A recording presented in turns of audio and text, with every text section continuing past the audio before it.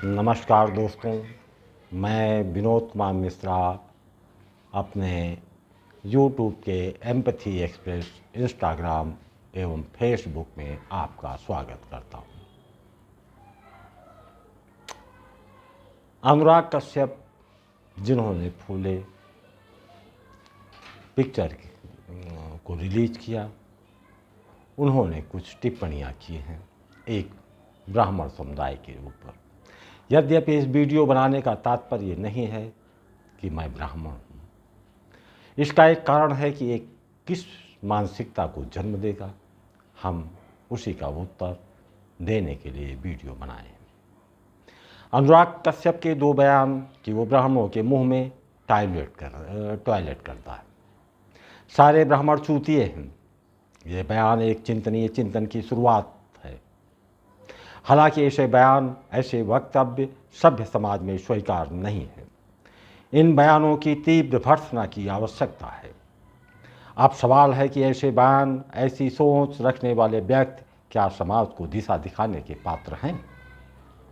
हाँ, उनका एक बयान और ब्राह्मणों ने क्या उखाड़ दिया। हालांकि इन व्यक्तियों के बारे में वीडियो बनाने की मंशा नहीं थी, लेकिन लगातार ऐसी टिप्पणियों के दूरगामी प्रभावों को ध्यान में रखकर वीडियो बनाने की बाध्यता महसूस हुई। ये वीडियो मैं इसलिए नहीं बना रहा हूँ कि मैं एक ब्राह्मण हूँ, बल्कि मैं एक सभ्य समाज की कल्पना करता हूँ। मैं उस समाज की कल्पना करता हूँ जिस समाज में कोई भेदभाव न हो, सभी को धार्मिक, राजनैतिक, सामाजिक एवं शैक्षिक क्षेत्र में सबको समानता का दर्जा हासिल हो सके। मैं उस समाज की कल्पना करता हूँ जो भेदभाव रहित हो।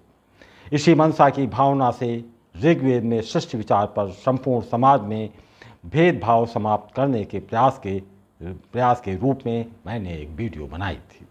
खैर, एक अनुराग कश्यप के ऐसे बयानों पर उनको देखने वालों, उनको पसंद करने वालों और तो और ऐसा वक्तव्य देने वालों को नायक की उपाधि देने वालों की मानसिकता का यदि व्यापक विश्लेषण किया जाए तो आप पाएंगे कि ऐसी चिंतनीय विचार चिंता का विषय है। हालांकि करोड़ों की आबादी वाले देश में उनके हिमायतियों की संख्या नगण्य है, फिर भी एक तथ्य तो प्रकाश में आया कि यहाँ पर ऐसे लोगों की एक बहुतायत संख्या में है जो किसी मानव के ऊपर टॉयलेट करने में अपने को गौरवान्वित पाता है। स्वाभाविक है कि ऐसे लोग कोई जागरूक नागरिक तो नहीं हो सकते, वो चिंतक तो नहीं हो सकते। ऐसे लोग तो चिंतनीय ही हो सकते हैं।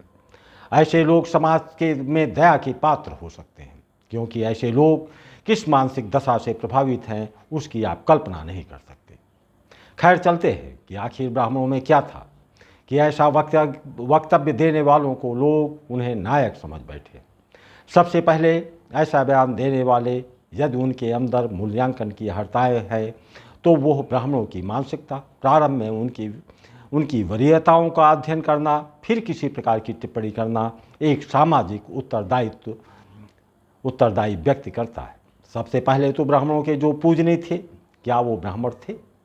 ब्राह्मण कट्टर होते तो अपने से निम्न जात का व्यक्ति ब्राह्मण का पूज्य नहीं हो सकता था, जबकि ऐसी बात नहीं है। कृष्ण द्वैपायन व्यास की माता सत्यवती धीवर जात की थी, लेकिन वो ब्राह्मणों के पूजनीय थे। जरा दूसरा उदाहरण देखिए। सत्यकाम का नाम सुना होगा। ये सत्यकाम जबाला का पुत्र था। जबाला एक वेश्या थी। जबाला को इस बात का भी ज्ञान नहीं था कि वो किसके संसर्ग से सत्यकाम को जन्म दिया है, यानी जिसके पिता का भी ज्ञान न हो, लेकिन सत्यकाम के अंदर छिपी हुई प्रतिभा को ब्राह्मणों ने पहचाना। ब्राह्मणों ने घोषित किया कि सत्यकाम ब्रह्म विद्या के ज्ञान प्राप्त करने का अधिकारी है। उस समय शिक्षा की ये सर्वोत्तम स्थिति थी। यहाँ पर भी किस प्रकार की कट्टरता को देखा गया है। हालांकि अतीत ये दर्शाता है कि अपने कर्मों के आधार पर जातियों में परिवर्तन होते रहे हैं। ऐसी व्यवस्था की निंदा करते हुए महाभारत में कर्ण शल्य से कहता है कि बाह्य देश में ब्राह्मण ही क्षत्रिय, वैश्य, शूद्र, नापित बनते हैं और फिर यही लोग ब्राह्मण बन जाते हैं। जब गुणों के आधार पर जातियों का वर्गीकरण हुआ तो मनुस्मृति की शुरुआत में कहा गया वाक्य जन्मना जायते शूद्रः संस्कारादिजुच्यते हाशिए पर चला गया। लेकिन ये विचारधारा हाशिए पर जाने के बाद भी जब समाज में ब्राह्मणों का वर्चस्व स्थापित हुआ, शूद्रों की स्थितियों में गिरावट आई, तब भी तात्कालिक संसार की व्यवस्थाओं में जहाँ पर लोगों के अधिकारों को नष्ट कर दिया गया था, उदाहरण के लिए उस समय पश्चिम के देशों में दास व्यवस्था चली आ रही थी। उन दासों को किसी प्रकार के अधिकार नहीं दिए गए थे, परंतु ब्राह्मणों ने यहाँ के शूद्रों को पर्याप्त अधिकार दिए। उन्हें कभी शूद्रों को निस्सहायता में नहीं पड़ने दिया गया। यहाँ के शूद्रों को उनके श्रमों को, उनके स्वयं पर, उनके द्वारा अर्थोपादक के साधन एवं उन्हें भूमि आदि संपत्ति के स्वामित्व के अधिकारों को बनाए रखा गया। उनके द्वारा कई स्वतंत्र व्यवसाय किए जाते थे, जिस पर दूसरों के, चाहे वो ब्राह्मण रहा हो, क्षत्रिय रहा हो या वैश्य रहा हो, उनके नियंत्रण में नहीं थे। एक बात और कि सामाजिक व्यवस्था के रचनाकार ब्राह्मण थे। उनके द्वारा किए गए अत्याचारों के मिथकों को कुछ तथाकथित लोगों ने खूब चढ़ाकर दर्शाया है। वास्तविकता क्या थी? जरा आप स्तंभ धर्म सूत्र के कथन पर ध्यान देने की अनिवार्यता है कि यदि अपने लिए, अपनी भार्या अथवा अपने पुत्र के लिए आर्थिक कठिनाई महसूस हो तो कोई हर्ज नहीं है, परंतु दासों और मजदूरों को वेतन पहले देना चाहिए। वो कष्ट आपके हैं, आप निपटिए। यानी किए गए श्रम का लाभ पाने का वो अधिकार रखता है। उसके अधिकारों की पूर्ति व्यक्तिगत आवश्यकताओं से पहले करने का नियम बनाया गया। व्यक्तिगत रूप से परेशान है तो वो उसकी समस्या है। इस प्रकार चाहे शिक्षा की व्यवस्था हो या रोजगार की व्यवस्था हो, ब्राह्मण द्वारा उन्हें बराबर का दर्जा दिया गया। यह उनकी उदारवादता को प्रदर्शित करता है। हालांकि शुरुआती दौर में जिस ब्राह्मण समुदाय ने व्यास को अपना पूज्य बना लिया, जिस ब्राह्मण समुदाय ने वेश्यापुत्र को ब्रह्मज्ञान पाने का अधिकारी घोषित किया, उसी ब्राह्मण समुदाय ने शूद्रों को शिक्षा के अधिकार से वंचित करने के लिए तत्पर क्यों हो गए थे? बेशक शुरुआती दौर में समानता का अधिकार दिया गया, फिर ऐसी कौन सी घटनाएं घटित हुई होंगी जिसके बाद शूद्रों को उनके द्वारा उपेक्षित किया गया? यद्यपि बात हमारी समझ में नहीं आ रही थी, लेकिन कश्यप के शब्द और उनके फॉलोवर उनको नायक की उपाधि देने वालों की मानसिकता को देखकर ये बात समझ में आ गई है कि ब्राह्मणों द्वारा ऐसा कदम क्यों उठाया गया था। शायद इसके अलावा उनके पास कोई दूसरा विकल्प ही नहीं बचा था। दरअसल उस समय शिक्षा का उद्देश्य था कि उसे पूर्ण मानव बनाने की शिक्षा दी जाए, ताकि उसकी आत्मा खुले आसमान में उड़ने की सामर्थ्य को हासिल कर सके। शिक्षा का तात्पर्य ही था ब्रह्मज्ञान की शिक्षा। उस समय कोई व्यावसायिक शिक्षा तो दी नहीं जाती थी। अब ऐसी शिक्षा उसी को दी जा सकती थी जो स्वयं को परिष्कृत करने की आकांक्षा रखता हो, उसके अंदर छलपूर्वक क्रूप तथ्यों उन आवरणों से स्वयं को ढकने वाले शिक्षा ग्रहण नहीं कर सकते थे, कारण कि शिक्षा मनुष्य को ऊर्ध्वगामी बनाता था। प्रारंभ से लेकर ब्राह्मणों ने इसकी वरीयता दी गई थी कि प्रत्येक मनुष्य को गरिमा और शिक्षा सबका अपना विशेषाधिकार है। उसके लिए शिक्षा की पात्रता पर ध्यान दिया जाता था। जहाँ पर मनुस्मृति का सवाल है, उसका प्रारंभ ही जन्मना जायते शूद्र संस्कार आदि उच्यते कहने का तात्पर्य है कि समाज के हर उस व्यक्ति को जिसने अपने को परिष्कृत करने की लालसा रखी है, स्वयं पर विजय पाने की क्षमता है, छलपूर्वक क्रूप तथ्यों से अपने को अलग करने की सामर्थ्यता है, उन सभी को शिक्षा पाने का अधिकारी माना गया।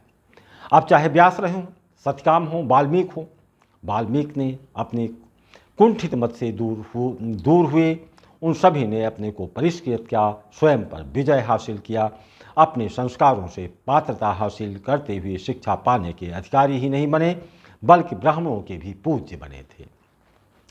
प्रश्न उठता है कि सभी को ये अधिकार क्यों नहीं दिए गए थे?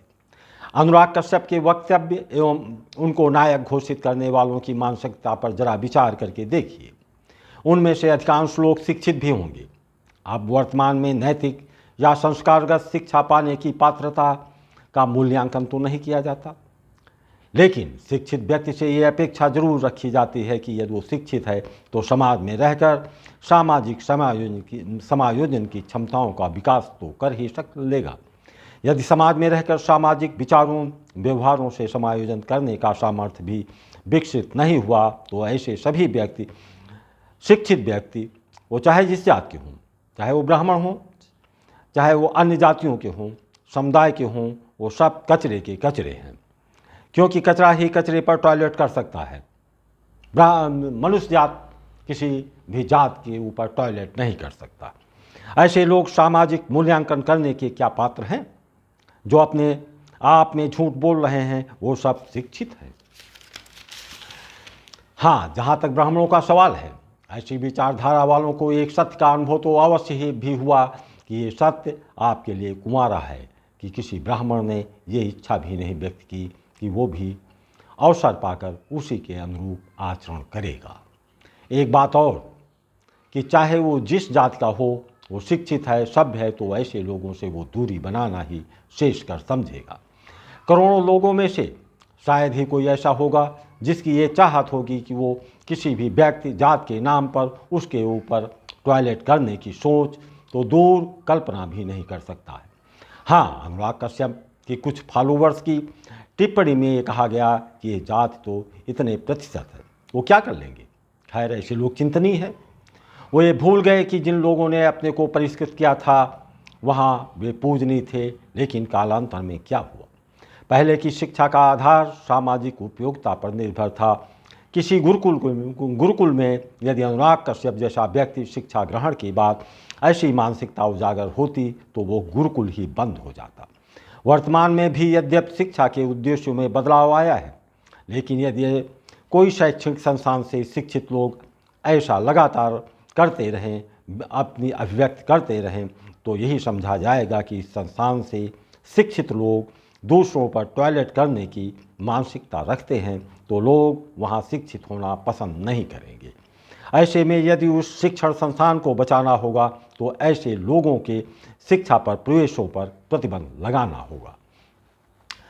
यदि अनुराग कश्यप वास्तव में सामाजिक विश्लेषण करते तो वो परंपरागत चले आ रहे शब्दों में एक एक शब्दों के निहितार्थों को समझते। उन्होंने सारे ब्राह्मणों को चूतिया कहा। क्या वो चूतिया का अर्थ समझते हैं? चूतिया का तात्पर्य है पका हुआ आम, यानी जिसने पूर्ण परिपक्वता प्राप्त की उसे आप ब्राह्मण मानते हैं, या बिना किसी चीज़ का विश्लेषण किए आप बस किसी जात को अपमानित करने के लिए या अपने फॉलोअर्स को बढ़ाने के लिए ऐसी टिप्पणी करते हैं। आशा है वीडियो पसंद आई हो तो लाइक, सब्सक्राइब और शेयर करना ना भूलें। जय हिंद,